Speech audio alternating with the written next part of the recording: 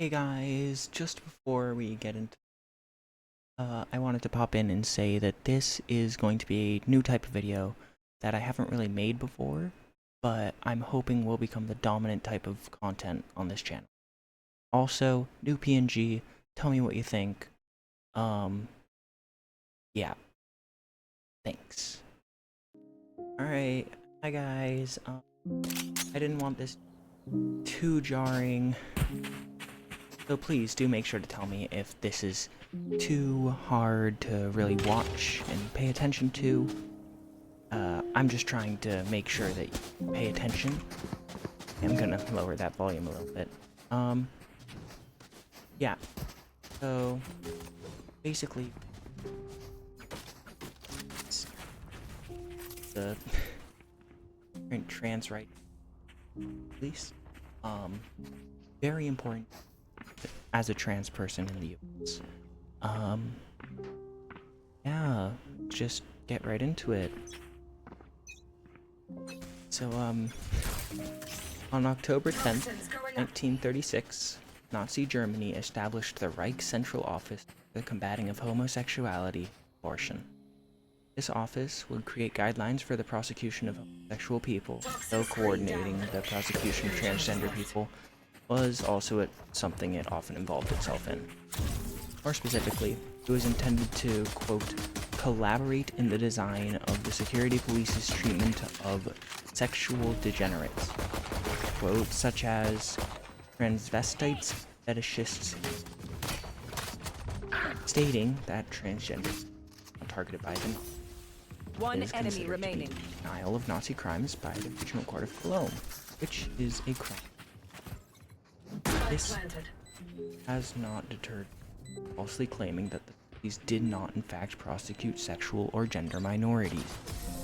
One example is Harry Potter writing Joanne Rowling, who said in a social media comment, quote,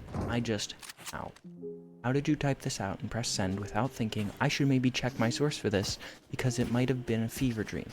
Under a post about the massive book burning that took place on May 6, 1933 at the Institut für Sexualwissenschaft, which translates roughly to Institute for Sexuality. I probably mispronounced that, but we're gonna keep going. This earned a nice and shiny title, transphobe and Holocaust denier, and her attempts to explain herself only worsened. The Institute for Sexuality was founded by Magnus Hirschfeld and performed the first successful gender reassignment surgery that we have documentation of in the 1930s before it was raided. This leads to another, arguably more important question. How did Hitler convince people to commit horrible atrocities? Promise it's friendly. The short answer is propaganda. The long answer, through many years, Nazi propaganda outlets had been perfecting their craft of causing hysteria and panic, and obviously had it down, being as they were able to turn most of their country into anti-Semites, despite knowingly living with Jews for hundreds of years. Same method which they attacked, telling support and bringing down the hammer of murder. Bring this up because it has scary parallels. States at least by trans policy statements. Claims of disproportionate gun violence from trans people, despite the Pointer Institute doing it, finding about 1% of school shooters are trans, that they're greedy and using taxpayer funds for cosmetic reassignment surgeries, that trans people are indoctrinating / grooming children are all equally likely to be said and all equally wrong. Not to garner panic, but this is suspiciously similar to the Third Reich's methods for getting public opinion to shift against minorities. The second Trump administration managed to get a Wikipedia page about its transphobic policies and statements, and people have been fleeing the country for Canada. Many of these fleeing people are afraid of losing their human rights, healthcare, and government has issued official statements and policies targeting trans people. For example, Executive Order 14201 prevents trans women and girls from competing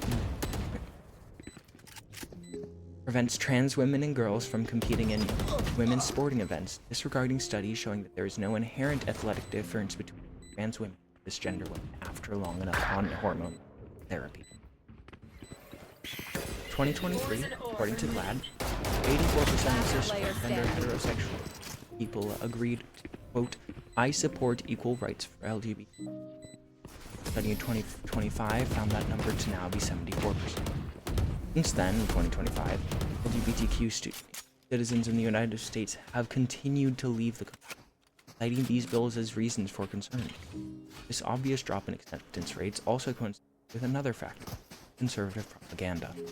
2023 was the year that Republicans started to propagandize again in preparation for the 2024 election, targets this time being immigrants and trans people. These were not new topics to them, having had trans people on the historical backburner for years now, and targeted immigrants numerous times before. Using propaganda, conservative media outlets successfully turned the public against a group of people they had been coexisting with for years, fear-mongering about topics already discussed in length and igniting a new moral panic in the progressive West. Simple history lesson will explain why all this is dramatic, but in case you were sick that day, every successful dictator in history has employed these strategies. I mentioned them in the beginning as a hook, but it's a playbook used by most everyone hungry for power. The USSR called anything distasteful to its regime capitalist plots, and the same applies to modern China. Similarly, the United States cashes in on its Cold War anti-communist propaganda, calling political enemies communists or radicals. The point is that fear-mongering and name-calling is nothing new to politics. We've seen what happens when people truly buy it. Nobody ever questions missing persons reports once they're no longer people. Do you care if a murderer went missing one day? Probably not if you thought your kids were next. This may seem far-fetched, but trans people are already being demonized and criminalized. Those fighting to protect the human rights of these people are often mocked or ridiculed, and respecting one's pronouns has become a joke. Trans women being tricked for fake, just trying to trick straight men into gay relationships. Trans men suffer similar experiences, though often they're worse. People who view trans people as the sex they're born as usually don't threaten sexual assault, I cannot speak sometimes, do not threaten to sexually assault men, trans women. Don't threaten women and men, because to them it's a reasonable. Spike down. They also face experiences of being mocked in places where they have full power. Trans women have slightly similar experiences. You and me. People saying, if you want to be a woman, you can't do X. Not in a that's not girly way, in a way that people are trying to be hopeful. I'm not denying that women have to safety precautions, but to imply that you aren't a woman unless you take them is detracting from the problems. Acting as if all of this, if it will happen to you, as interesting stance as that is exactly how it gets worse. People who support LGB without the T are exactly the people who are going to be asking why us. Because dictators don't care who got them. They don't care how helpful. They only want power and suppression. If they stop liking you, there will be problems that could have been solved earlier. Martin Niemöller, Nazi victim and early supporter of them, wrote a poem. You've probably heard it before. It goes, first they came for the communists, and I did not speak out, because I was not a communist. Then they came for the socialists, and I did not speak out, because I was not a socialist. Then they came for the trade unionists. I did not speak out, because I was not a trade unionist. Came for the Jews. I did not speak out, because I was not a Jew. Then they came for me. Left to speak for me. This poem is so well known, used, talked about, because of how great an example it is of what dictators do. How Hitler targeted the very people who supported him. And one enemy remaining. It's starting to happen again. Where the US, they're losing democracy. It's not an exaggeration. Look at what's happening. It's not something new or not newsworthy. This is important. And the only way that they can really beat us, really get everyone to be quiet, is by dividing and conquering. It's what every dictator before has used. that's the end of my script. But I'm gonna try and ad lib. I've been working on the script for a while. It's not very a short essay, like 4 pages, but it's important to me, and I really hope that it's important. At least like nothing to you. Something that go away with push against it. So, yeah, that's that. I hope you're enjoying the Valorant gameplay. I haven't really been paying attention to it because it's kind of hard to get the PNG to work over gameplay. I don't know what else to put. One enemy remaining. Yep. So, just gonna let this play out for a little bit. And just chill. Yeah. Ooh. Ah, down here now. Last I'm player gonna standing. commentate my... Hang on. Ah. Oh. I'm a great caster.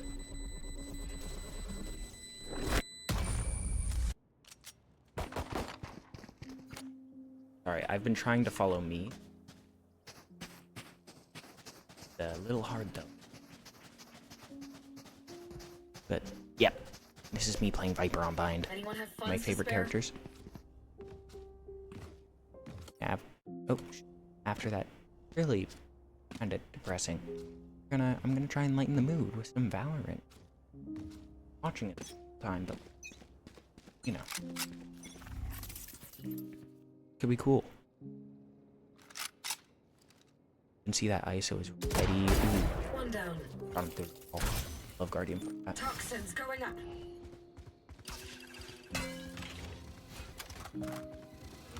See, I should have known this guy would be there, and I told my team, be careful, careful lamps. Toxin screen down. They got her. Happy about that. Like, come on, guy. Watch that a little better. So you can see I'm sitting here in lamps. I know someone's gonna. Ready him. The dog was more ready than me. Go back for war. Don't know. One enemy remaining. You had your fun. Reina, I knew she would. I knew someone would push after, but Last player standing. oh shit! Forgot to be a good caster. One enemy remaining. Oopsies. Yeah, so insane. Loved them that game.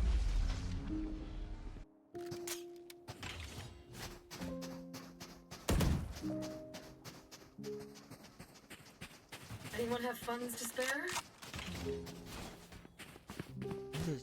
And it's like awesome.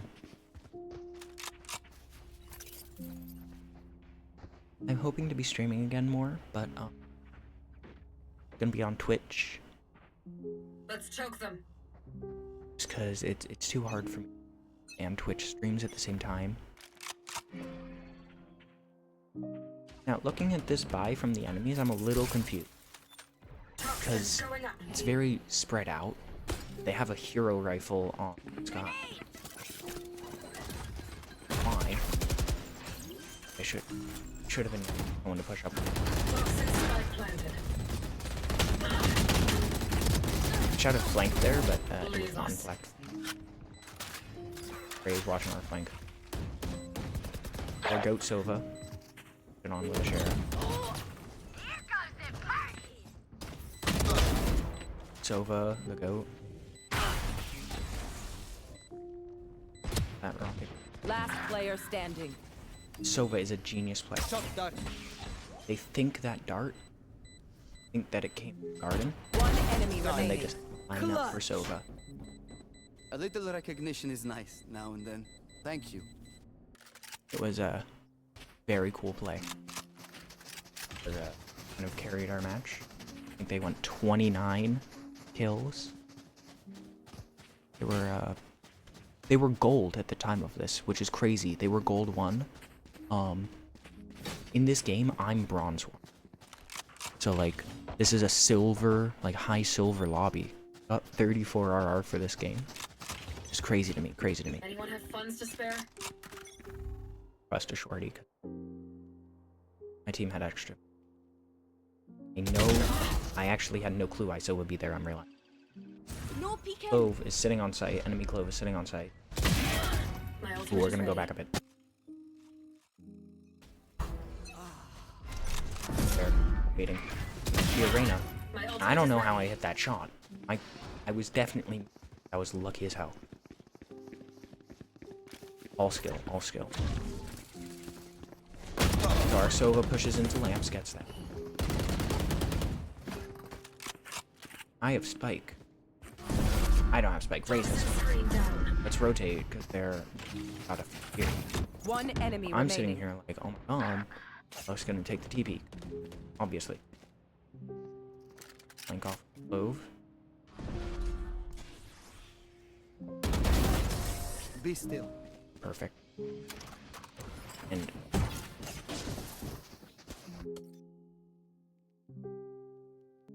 that's essentially how that game went, though.